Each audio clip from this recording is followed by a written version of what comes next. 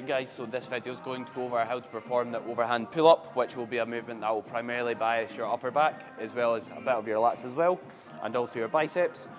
When we're setting the weight, you basically want to put it pretty low down, in other words heavier, because obviously it works different here. On a standard machine you'll lift more as you get stronger. Here you'll lift less, because obviously you want to support your body weight less. What we're thinking about when setting this up is, first of all, after you've adjusted the weight, pull the pad down. And when we're trying to train our upper back, we'll generally train it a bit more effectively with our arms flared out. You want to keep your chest lifted so you are more likely to use your upper back. Kneel somewhat in the middle of the pad and basically think about pulling yourself straight up.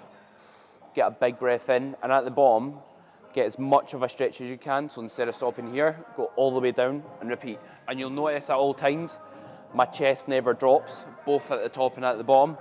My chest always stays elevated and proud. And basically we're trying to get as much movement in the shoulders and the upper arm as possible.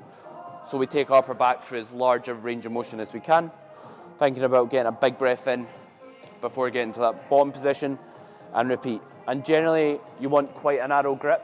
You don't want basically to be too wide so that you're pulling yourself that direction when the machine wants to go up and down, because you won't get as much protraction and retraction in your shoulders. In other words, you won't get as much movement in your shoulder blades and won't take your upper back through as much range of motion.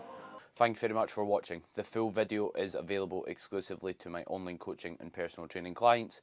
If you're interested in any of the two services, feel free to inquire via messaging me on any of my social media platforms or via the link in the description if applicable, depending on where you're watching this.